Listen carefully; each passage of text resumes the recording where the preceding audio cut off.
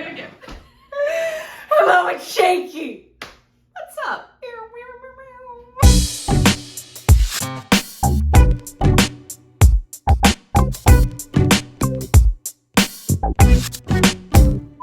Anyway, listen guys, we're making a video today about what I keep behind my DM screen and what I would suggest new players to do as well. I haven't really changed my DM screen too much since becoming a DM. If anything, there's less and less behind it as I just wing it. But these are my core things that I think you should have somewhere behind them. I keep some of this stuff just on my laptop. But let's go. Number one is random names. This could either be in the form of a generator. I have actually a binder with 700 different names that I have. And so I could just flip, point, and then cross it off. And then what my players see is me, as a great DM I am, looking through my notes to find the NPC I totally planned, seeing the information on it, saying the name right away, and crossing them off. And they go, wow, Brooke, you planned for everything. And I say, I know, Alfred. So listen, you can prep as many NPCs as you want. Your players are always going to find more, okay? They will always find somebody that you have not prepped for. There's a lot of great random name generators out there. I think I mentioned in previous videos, there's the classic fantasynamegenerator.com. There is Kasoon, which offers a lot of different descriptions as well. And then there's literally just human baby name sites that you could go on. That works as well. They're less fantastical, but some people like naming their kids weird things. So having that your beck and call is really important. I can just keep mine in my GM binder. This is my GM's binder. So like I said, I have all of these pages of names here. They also have this blank spot here for notes. So if I do just randomly tell somebody a name, I kind of cross it off, and then an expo marker, because I have all my sheets and these little protector thingies, just write who it was, and then I can go through after the session and write it down so I can pretend that I knew what was going on. If you guys want a more thorough walkthrough of what I keep in my GM binder as well, let me know. I'd be happy to do that, but I feel like that'd be too much for this video. So number two. Number two, I feel like this one's kind of obvious, but your session prep. If you don't have that behind your DM screen, I feel like you're just going to be winging it. So really that should have been just number one, but I don't think that through too much. So just have your session prep behind your screen. You can either print it out, or if you don't have access to a printer, just keep it on a laptop or some other device, whatever you use. Like I said, that should really be your main thing, because if you don't have that, I don't know how you're running a session. Actually, I do. You're improvising, and props to you if you're doing that, because I've done that and it's hard.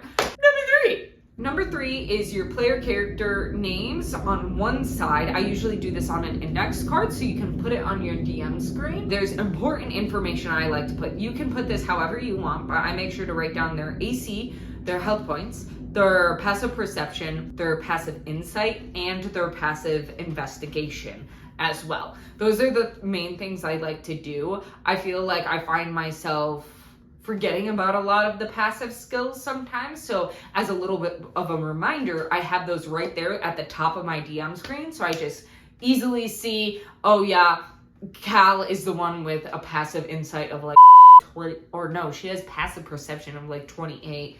So that way I have it right there. And then if I have somebody sneaking up on the party and I roll for their stealth, I can look at the passive perception and see who would clock this person following them. Most often it is Cal.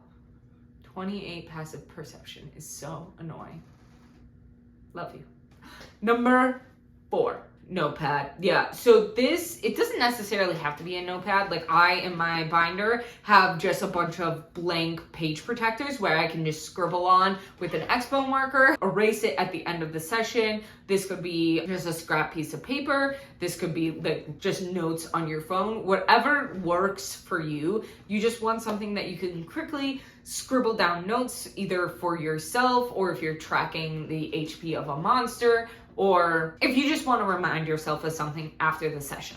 It's super important to have. Number 5. Number 5 is any important information pertaining to the game that you want to have readily available. So on the starter DM screen, there is a bunch of information on the inside. There's actually so much information. Sometimes personally, I get overwhelmed and don't realize what I'm needing is there and just end up looking at on the laptop. So on my homebrew, I like to keep kind of the main ones behind my self-made DM screen that I'm going to need. That way I don't get overwhelmed. I know it's right there and I can look. So for example, I keep a list of all of the different gods in my homebrew world. It can be hard to remember the gods. So actually the gods in my homebrew, I use the Norse gods in mine, but it's still super helpful to just have a list of them, their domain, and then any other information I think is important right there. I have that so I can just quickly grab it and look at it. I also have like fall damage because I can never for the life of me remember how much fall damage is and then what each condition does. That's super helpful for me as well. You might find that other things are more important for you to have behind there as well, like the different damage types. I know people do some specific spells if they're using a specific spell in their campaign a lot. So that's something you can really change to you. If you are using the starter DM sheet, you can just literally just keep it like a sheet, like either in your binder, on your laptop, whatever, where you want, so you can easily take a look at it. If you want to go and see my self-made DM screen, go ahead and take a look here. I made this with my dad. Thank you, Papa. And now I can project a lot of really cool things to my players, like art or maps or whatever the I want. And they can see it a lot easier. So if you want to take a look at that, click right there. But those are my top 5 things I would keep behind my DM screen if I was a new player again, and really what I keep behind my DM screen as well. Not too much. I don't like it being too cluttered behind my DM screen personally. So if you have anything that is a must-have behind your DM screen, let me know in the comments below. Don't forget to like and subscribe. Shake it out!